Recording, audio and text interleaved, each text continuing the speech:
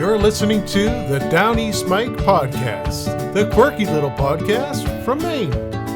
And now, your host, Downeast Mike. Dee-dee-dee-dee-dee. Good morning, everybody. This is Downeast Mike of the world famous Downeast Mike podcast, coming to you live, sort of, from Downeast Maine. We're way down east, of course. We're about as far down east as it gets. This is a Downeast Mike podcast, and it is Saturday. It's the August 26, 2023. This is news and commentary for this day. We have our disclaimer that some of this is whimsy, some of it's true, and the interpretation of it all is entirely up to you. We also like to ask if you knew that Downeast Mike contains no mean words, just wholesome goodness from Downeast Maine, a historical, literary, auditory candy store. And did you hear the bells on the door when you came in? In today's episode, we have Aftershave with a Coke chaser. We'll share our screen so you can see that. Let's go to our full screen mode with the focus. Sounds pretty fancy, doesn't it? Let's see. Eliminate distractions, it says. We'll share that screen right out. There we go. Share. That's how you share your screen. In today's episode, we have Aftershave with a Coke chaser. We have no mail delivery on Saturdays. The Dakotas Split up. The insect of the instant, and we've got a lot more. We'll get to that in a second. We will look at the national headlines. Ukraine live briefing. The experts say it's unlikely that a plane crash was a simple accident. Boy, do they have trouble over there. You think they'd just get together and talk it out instead of doing all that silliness. What else? They talking about the Trump mugshot. You must know all about that.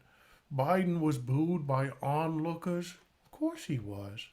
The Richmond north of Richmond singer Oliver Anthony slams Republicans for song use at the debate. Well, all right. SpaceX rocket carries a 4-member crew to the International Space Station. What else? Kidnapped woman left a note at the gas station. It led to her rescue. That's all good. Okay, let's see. What else? We'll go to the local headlines, the main headlines. Much better. Much more entertaining. Not really, but we'll look at them anyway. Maine Republicans still backing Trump, but the independents are a wild card. I don't think you could find a true independent voter in Maine. They don't really exist. They're a made-up thing, too. Fox News reaches 12.8 million viewers. Did they talk to each one and ask them if they were actually reached? Probably not. Trump is on $20,000 bond. The problem with the local Maine news is it's all pulled from national news, so there's nothing really new there. Anything else? 1 in 4 Mainers think that Donald Trump won the 2020 election. Yeah. Oakland abruptly places a town manager on leave. That's good news for somebody. I don't even see it in the news here, in the local news. However, they did see a small humpback whale in the Sheepshead River in Wisconsin. And all the stupid whale jokes you want to make like it was a fluke thing, but it truly was. It was a juvenile whale, and the Sheepshead followed some alewives or pogies up the river, as people will do. Whales do the same thing, and they had just a brief video of it yesterday, of that whale submerging itself. All right, let's get to, hope you can still see my screen here, because we have the illness of the instant, and it's peach pickers panic. I don't know if you're familiar with that. That is something that afflicts Mainers only, and uniquely peach farmers in Maine. You would think to yourself, well, peaches don't grow in Maine. That's the kind of tree That's the kind of tree that you're visiting somebody in Maine. You're out in the backyard and you're having a nice iced tea or lemonade, and you're looking out at the ocean on the other side, and everything's nice. And the person that you've known for like 30 years will very coyly say, I've been growing peaches here. And you say, oh, you can't grow peaches in Maine. And sure enough, they'll take you down through the orchard, and there it is. There's a peach tree. They do grow peaches in Maine, just not this year. And that is the illness of the instant, where peach pickers are all in a panic because their peach crop has failed because of the wet spring or cold winter, I guess. It was a couple of cold days in February at a key time when those peach trees needed to do their thing, and they were unable to because it was too darn cold. Peach pickers panic. That's when you panic, you're going to lose $60,000 worth of revenue, and you've got to figure out some way to heat yourself and the little peach trees in the greenhouse for next winter. All right, we got birthdays today. Happy birthday today to Alfonso of Phippsburg. He turns 57. He's been a fisherman of some success. He owns a house in Florida and a condo that his other half doesn't know about, but he does intend to tell her. I don't make up these birthdays, but I wonder if he's got something else planned there. Happy birthday to Deacon of Fayette. He's 45. Deacon's a drummer for a very famous touring country artist. He has sworn off all drinking cussing, at least for this tour. Now, would you swear off swearing? How about a word of the day to get you going? This is one you could use on somebody today. Churlish. Churlish, it's an adjective. The synonyms of churlish are of, resembling, or characteristic of a churl, vulgar. It's marked by a lack of civility or graciousness, surly. And here's a quote from a great woman, Margaret Truman. He didn't like the churlish tone in his voice. Outrage is among your more churlish emotions, from Robert Goldsborough. It would be churlish not to congratulate her. And difficult to work with or deal with, intractable or churlishness. Sounds like foolishness. Did you know the history of churlish goes back to Anglo-Saxon England? It's easy to understand. Churlish has come to mean vulgar, surly, and intractable if you know your English history. Because in Anglo-Saxon England, a churl or churl was a freeman of the lowest rank, sort of like Downeast Mike, who owned and cultivated a small farm. He had certain rights and had upward mobility to rise to the rank of thane. I didn't know that. After the Norman conquest, however, many churls became serfs, and a change in status that meant losing not just social mobility, but geographical mobility as well. The lowest rungs of a social system often serve as an inspiration for a language's pejorative, and churl eventually came to be used as a term for a rude, ill-bred person. We should go look for some churls today. It does sound like something you'd find on the beach. Synonyms are boorish, clownish, loutish, classless, cloddish, and uncouth. Churlish. Oh, looks like Frank has joined the meeting. Let's see what he has to say. Oh, Downeast Michael, Downeast Mike. How you doing, buddy? We're doing good, thanks. No, it's good to see you. It's good to be part of the Downeast Mike podcast today. Yeah. I jumped in on your podcast because I have something special here for you. Okay. Just came in from the YouTube. Got the mail, did you? Look at that YouTube right on the phone. And I should have this behind my back, be hiding it, right? Whoa. But you're a big part of it. Look at that.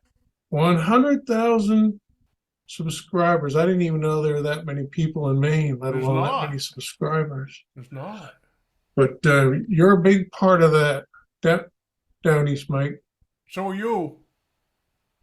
Well, I didn't just walk in on your podcast because you're not even real.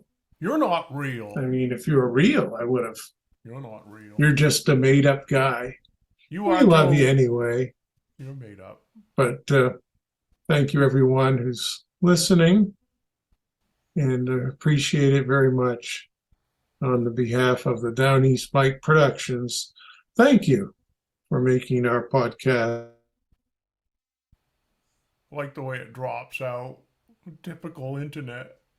Are you still there, Frank? Hello? Hello, Frankie. Are you there? He just kind of Downeast Mike, thanks again. Yeah, we'll see ya.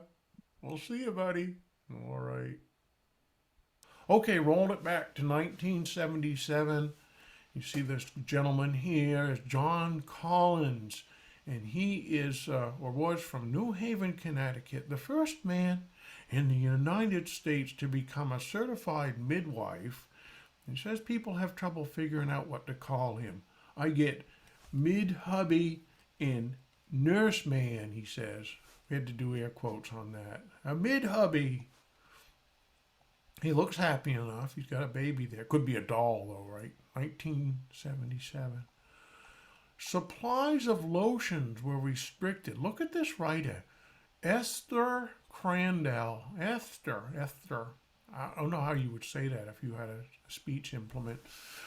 From St. John, New Brunswick. Winos who have turned to aftershave with Coke for a chaser since the New Brunswick Liquor Board employees went on strike 6 days ago may find the source of supply is also limited. Some operators of drugstores and other shops that sell these products said Thursday they intend to restrict the sale of aftershave lotion. They also said they have taken some unidentified brands off their shelves.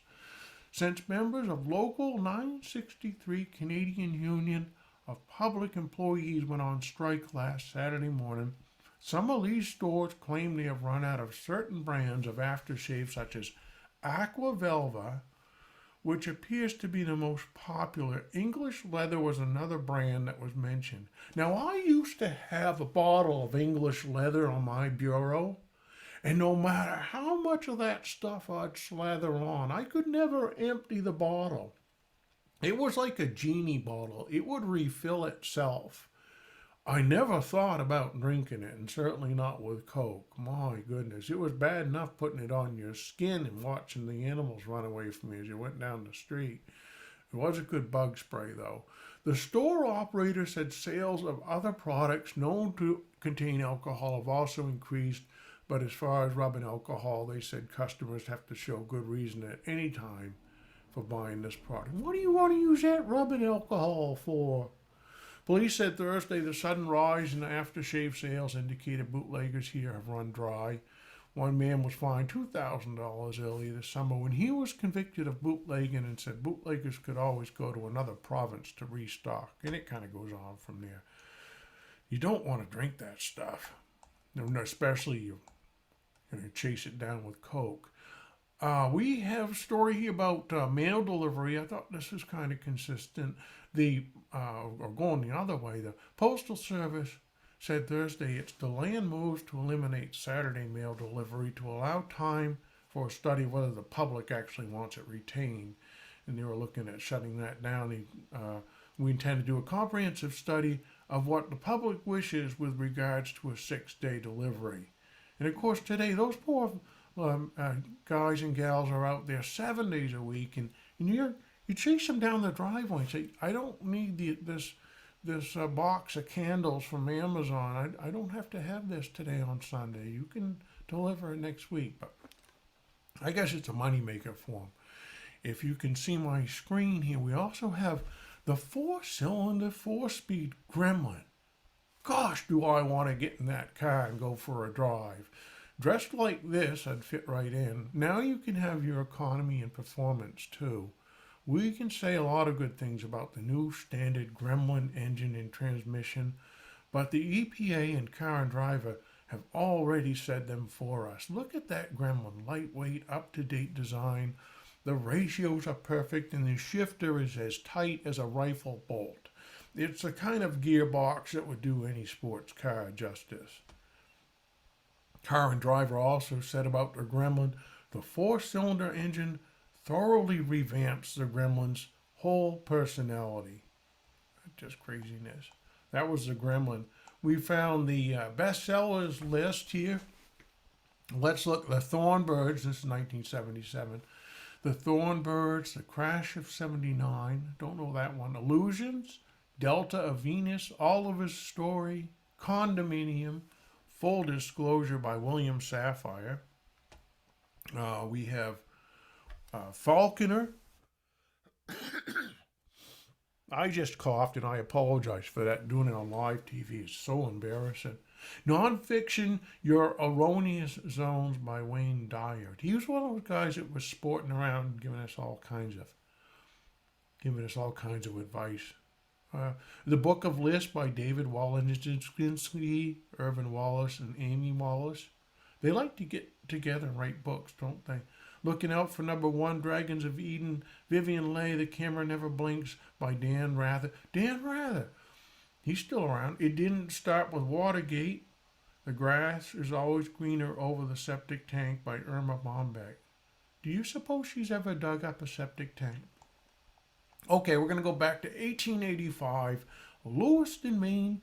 It was a Wednesday evening, August 26, 1885, and they were talking about Dakota, the state of Dakota being split in two, so far as the people of that territory can do it. The counties were forming a commission, and whether Congress will admit the new state remains to be seen. As we know, of course, today that did happen. They have North and South Dakota. The southern half wants to retain the name of Dakota. Lincoln is the name suggested for the Northern Territory. And that would have been fun, actually, if they'd called that Lincoln, but now we know how it worked out. Look at the weather forecast for today in 1877. The wind, 1885, sorry. The wind was out of the north, clear 54 degrees.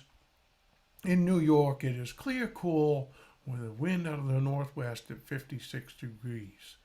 So that was a pretty cold day, wasn't it, back then?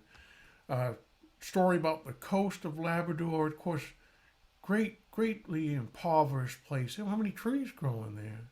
Reverend Geo Roger, who has been for 3 years a missionary on the coast of Labrador, said there is much destitution among the people there, and the fisheries, having failed for 4 years in succession, the last failure being the worst. The fishermen, he says, have not taken this year enough fish to yield them sufficient money to pay for their summer outfits. What do you suppose their summer outfits were? The oil clothes? An epidemic of yellow fever is raging in the state of Chopias, Mexico. On the Guatemalan border, the fever is of a virulent type, destroying entire families. Yellow fever. I think that's when you turn yellow, right? Out of Gardner, Maine, here's a great story. On the night of Tuesday, the 18th of August, a tramp called at the door of Nelson Bennett of South Gardner. And after making inquiries and finding there were no men around the premises, he seemed determined to go in. He asked for a tumbler of water, and Mrs. Bennett went and got him a glass, and at the same time, her husband's revolver. The tramp would not take the glass when offered him, but said that he was going in and started towards the door. Upon this, Mrs. Bennett aimed the revolver at his feet and fired, and he immediately ran away. It is not known whether he was injured or not. Tramps have been very thick for that vicinity this season. Very smart of her to fire at the floor, because she fires at the floor. You got another hole in the floor, it's no big deal. But if she'd fired in the ceiling, Mr. Bennett would have had to fix that hole in the ceiling. And of course, it could have been somebody upstairs. Oh, here's a deep dive story. It's about the prison. This must be Lewiston. Next cell couldn't stand it. Why a love picnic in city prison was broken up. You have to wonder if this was made up or not. A love scene sweetened things around the police station on Wednesday morning. A plump woman of 35 sat on the bunk in cell number 4, upper tier, gazing out at the whitewashed wall and listening to the sound of the dripping water through the pipes into the sink on the lower floor. The city marshal opened the outer gate and shut it again. It's getting good. Shut it again behind a young fellow in a flannel shirt with a whip in his hand and directed him to the cell where the woman sat. So here's this young guy in the jail with a whip in his hand, and the city marshal saying, "Oh, yeah, she's in there." When they met, they kissed each other through the bars, and it was no stage kiss. It was a genuine Copenhagen sort of a kiss that made the walls echo. I still want to make a duplicate of that sound, but I no, I won't. The discreet policeman withdrew. I'm out. Yeah, I'm out of here too. There was a medley of sweet names and endearing epithets. The city marshal went up and broke up the picnic party with the remark that the boarder in the next cell couldn't stand it. That woman was Susan Hamilton.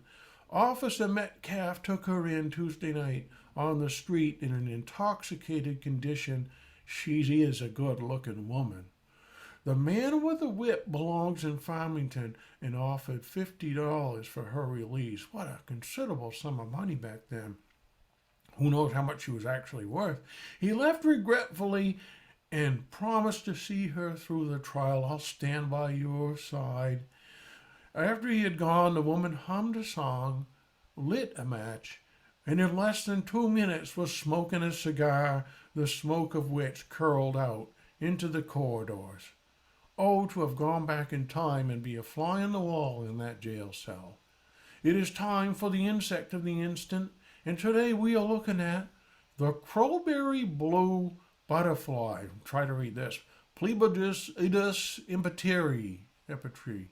It's a small, deep blue butterfly found in bogs and coastal headlands throughout the Maritimes, which include Maine, where its host plant, the black crowberry, grows.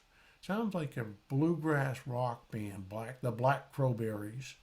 Males are bright blue above, narrow dark margins, while females are dark brown above, often with a dark marginal spot on the hind wing and orange submarginal bands on both wings. The underside is pale gray with black spots, and it flies in the fog and rain often in coastal areas. When the sunny weather is infrequent, they like to get out in the fog and flap their little wings. This is the Proberry Blue butterfly. It will fly alongside the bog copper, especially in bogs and barrens along the Atlantic and Fundy coasts. The northern blue is found from Colorado and California, North Alaska. There are only 120 butterflies in Maine, not very many, 120 different types. But this Proberry Blue, very, very, very limited here. They say the limited range and sensitive habitat have earned the blue an S2 imperiled species rank in the United States. As with many pollinators, the Proberry Blue is highly specialized. Its larval host plant is black crowberry, a plant that nestles in bogs and clings to rocky outcrops. However, this butterfly is even more particular, preferring the coastal plateau bogs found only in Maine's Washington County. You have to wonder, is that actually the kind of thing that if you went out and looked for it in other places, you'd see it too, but it's just that that's where they think it is. There's a picture of it there. If you're able to see this podcast, we got a picture up of it. Wow. The insect of the instant. Okay, we're going to grab the weather forecast here real quick. Can we drag that over? Let's see. Oh, that's all right. We'll just read it off to you. For today, Saturday the 26th, it's a 30% chance of showers and thunderstorms, mainly between 2 p.m. and 4 p.m. when we want to go walk the dog, of course. Patchy fog before 9 a.m., otherwise partly sunny, and a high near 77 for tonight, chance of showers and thunderstorms as well. And then for Sunday, patchy fog before 9 a.m., otherwise mostly sunny with a high near 71 In other words, freezing if you're down east, if you're going to be on the coast. For Monday, sunny with a high near 76. Well, I think that's enough for one day. We're going to keep this podcast short and tight and happy and all those other things. Until next time, this is Downeast Mike wishing you and your loved ones a day that is full of grace, love, and kindness. And may your computer or other device always have extra ports for your USB things that you want to plug in. We'll see ya.